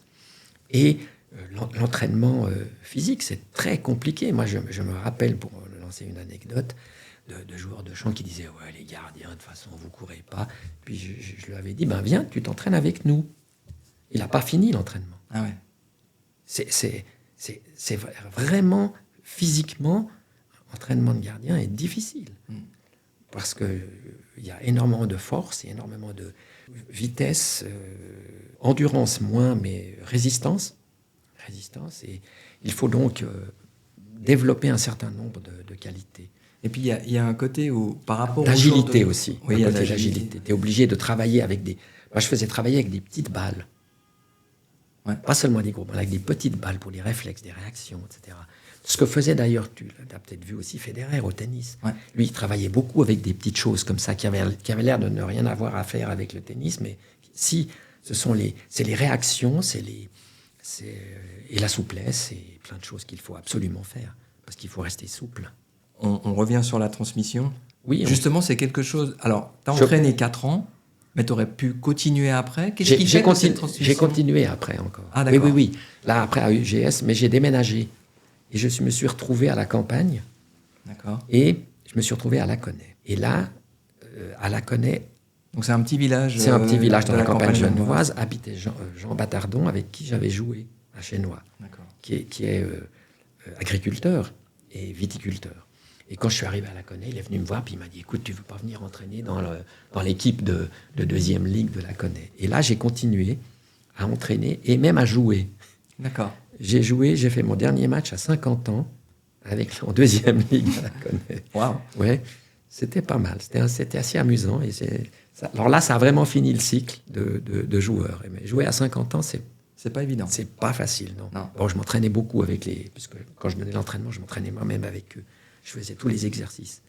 Parce que je trouve que pour l'entraîneur des joueurs, c'est pas possible, mais au goal, c'est pas mal d'être un exemple, de montrer qu'on est encore là et qu'on peut faire. Et que si tu montres quelque chose, si tu demandes aux gens de faire quelque chose, si tu peux le faire, ça aide à une forme de respect. Et puis le plaisir de le faire, parce que en même temps, tu continues à être bien physiquement. Donc là, on est dans, on va dire, presque jusqu'à la retraite. Tu transmets au football. Tu as plus ou moins 50 ans. Après, tu continues à enseigner, évidemment, au Collège Calvin. Et là, il y a quelque chose... on en avait discuté, c'est assez drôle. Donc, tu prends ta retraite en 2013 de l'enseignement. Et direct dans l'enchaînement, tu fais quelque chose d'assez inédit. C'est que tu deviens chauffeur professionnel. Tu passes le permis professionnel. Et tu deviens chauffeur. C'est une activité que tu exerces encore aujourd'hui. Comment tu passes, justement? C'était genre... C'est des rencontres, comme disait Joseph dans son podcast, où j'ai relevé certains points qui reviennent chez lui. C'était une rencontre, et puis j'ai eu de la chance, et on ne fait rien, on n'arrive à rien tout seul. Et je pense que ces trois choses, ça m'a frappé. Ce qui m'a frappé, c'est la façon dont il l'a dit. C'était tellement naturel et c'est tellement vrai de se dire on n'arrive à rien tout seul, il faut de la chance, et c'était une rencontre. Et je crois que c'est ces trois choses qui m'ont aussi accompagné. Quand j'ai pris ma retraite, par hasard, Plainpalais, sur la grande place de Plainpalais, je m'arrête au feu, j'étais en scooter, et à côté de moi, un camarade avec qui j'avais fait la matu. On ne s'était pas vu depuis 10 ou 15 ans. « Ah, t'es là, t'es à Genève, etc. » Et on est allé boire un café ensemble. Et puis, ce personnage, cet homme que j'aime beaucoup, me dit « Écoute, je fais partie d'un chœur. Je chante dans un chœur. Est-ce que tu viens ?» Et puis je me suis dit « Mais bonne idée !» Alors je suis allé chanter dans le chœur en même temps. Et dans ce chœur, il y avait une autre personne que je connaissais, qui est un architecte que j'aime beaucoup aussi, monsieur Massimo Lopreno, qui est un type fantastique. Et on s'est mis à discuter dans ce chœur. Et il y avait aussi un autre, monsieur Rochat, qui est un homme aussi délicieux, qui était propriétaire d'une société de limousines. Et c'est en discutant pendant les séances du chœur, enfin après, quand on allait manger ensemble, que Olivier Rochat me dit « Mais dans le fond, maintenant, tu viens de prendre ta retraite », ce qui n'était pas tout à fait vrai, parce que j'ai enseigné dans une école privée pendant 2 ans. Ce monsieur Lopreno, justement, était à la fois architecte et à la fois directeur et propriétaire d'une école privée. Alors j'ai enseigné là encore 2 ans pour pas ça lui faisait plaisir. Puis moi, je me disais, viens, je continue un petit peu encore. Il n'y avait pas vraiment cette envie d'arrêter? Non, oui, j'avais envie, mais en même temps, voilà. Donc j'ai continué un petit peu. Et puis, c'est Rochat qui me dit, mais puisque tu es à la retraite, écoute, moi j'ai une société de limousine, est-ce que tu voudrais pas me donner un coup de main? J'ai besoin de quelqu'un. Et puis je me suis dit, pourquoi pas? Et avec l'autre ami que j'avais rencontré, mon ami Richard Gauthier, on a passé le permis et on a commencé à faire le chauffeur professionnel, assez haut niveau. C'est les gens qui arrivent en avion, etc. Et voilà.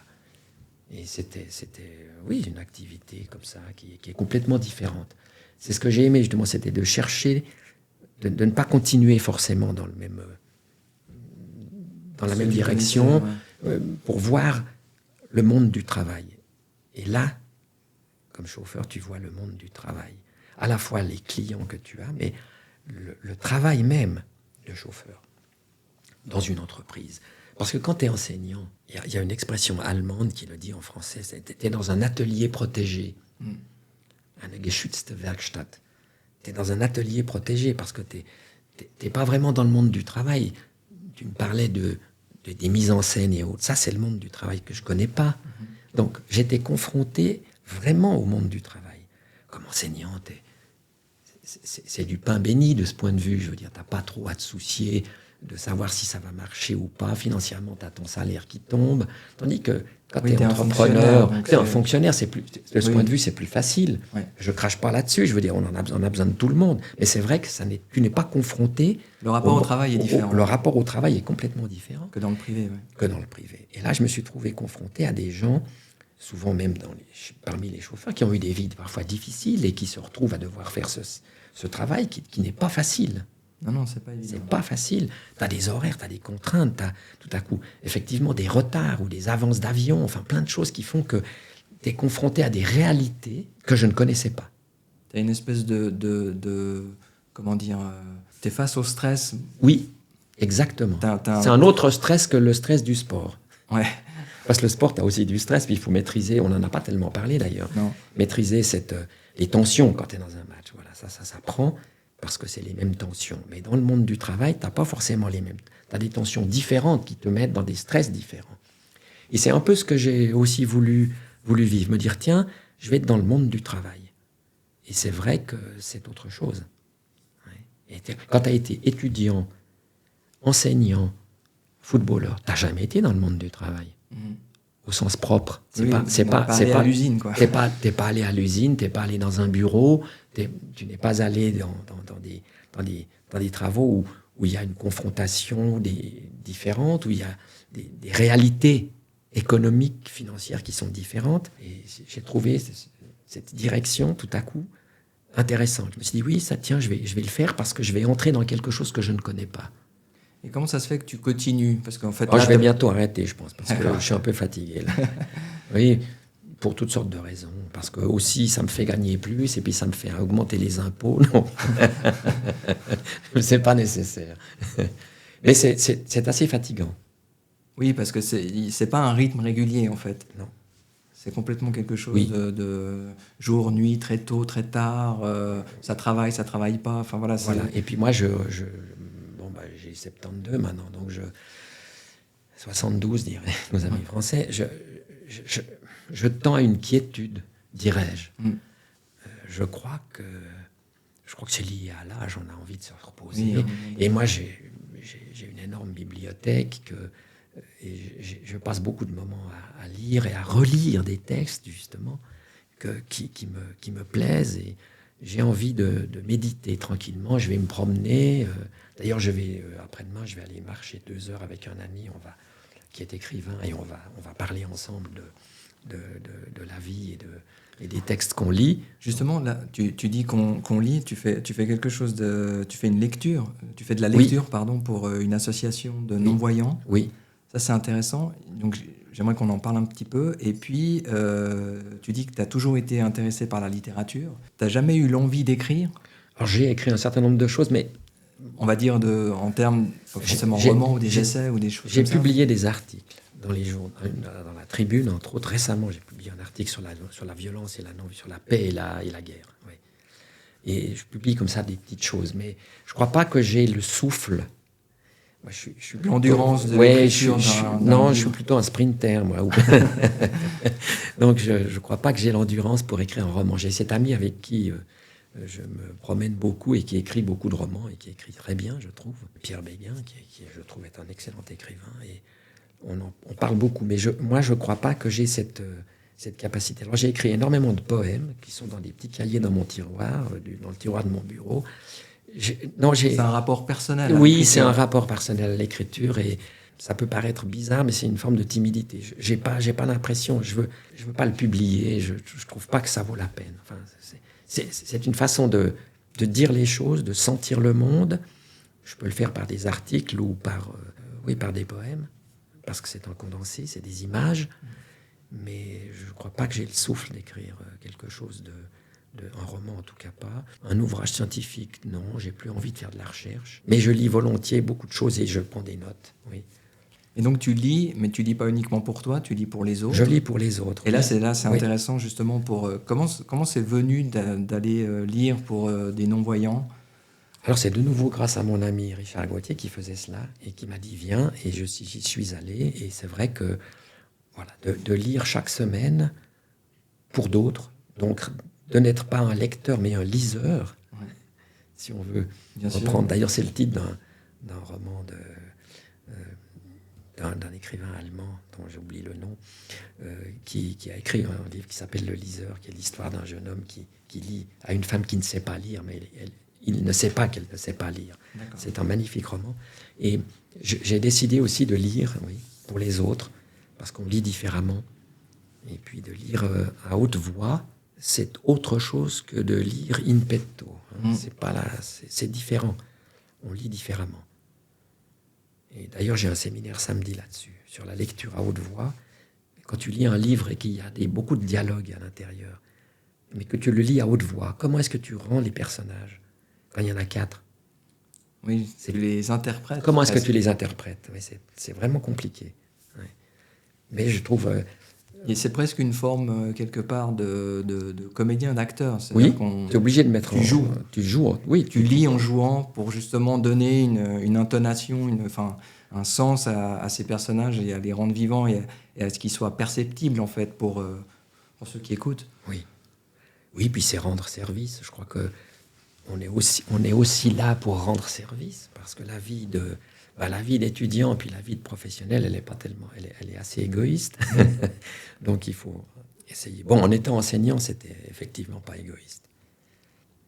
Oui, il y a toujours cette transmission. Oui. Et ça, c'est une dimension qui m'a habité. Oui, transmettre. Alors, on peut transmettre toutes sortes de choses. Je veux dire, les parents transmettent. Mais je pense que c'est un des grands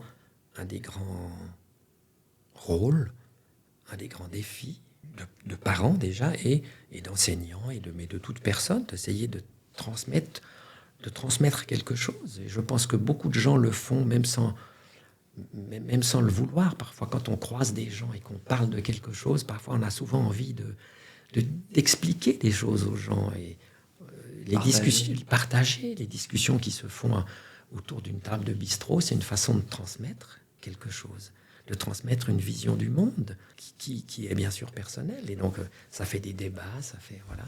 Je pense que l'homme est un être social, il doit transmettre. On n'y coupe pas. Si on veut vivre tout seul, c'est compliqué. Et donc, ça pourrait résumer, en fait, quelque part, ce chemin que tu as fait, ce chemin de vie, de transmission. Oui, je pense. Je pense que c'est une des composantes, parce que, on l'a déjà dit plusieurs fois, l'existence est extrêmement compliquée. Notre cerveau est une chose extrêmement compliquée. On est plein de contradictions. Même si on a des buts, on est plein de contradictions très souvent dans ce qu'on fait, entre ce qu'on dit vouloir faire, ce qu'on veut faire, ce qu'on fait, et puis ce qu'on pense, et ce qu'on devrait faire, et ce qu'on ne fait pas. C'est tellement compliqué que il faut essayer de trouver une ligne dans tout cela. Et cette ligne, oui, je crois que c'était la transmission. Merci beaucoup, Jacques. Mais merci à toi. C'était très agréable. Merci beaucoup. Merci. Bonne journée. Pareillement. Merci pour votre écoute. Pour soutenir le podcast, n'hésitez pas à le partager, à vous abonner pour ne pas manquer le prochain épisode, à mettre 5 étoiles et à faire un commentaire, ça fait toujours plaisir. Et si l'envie vous prend d'aller encore plus loin dans votre soutien, je mets un lien pour m'acheter un café.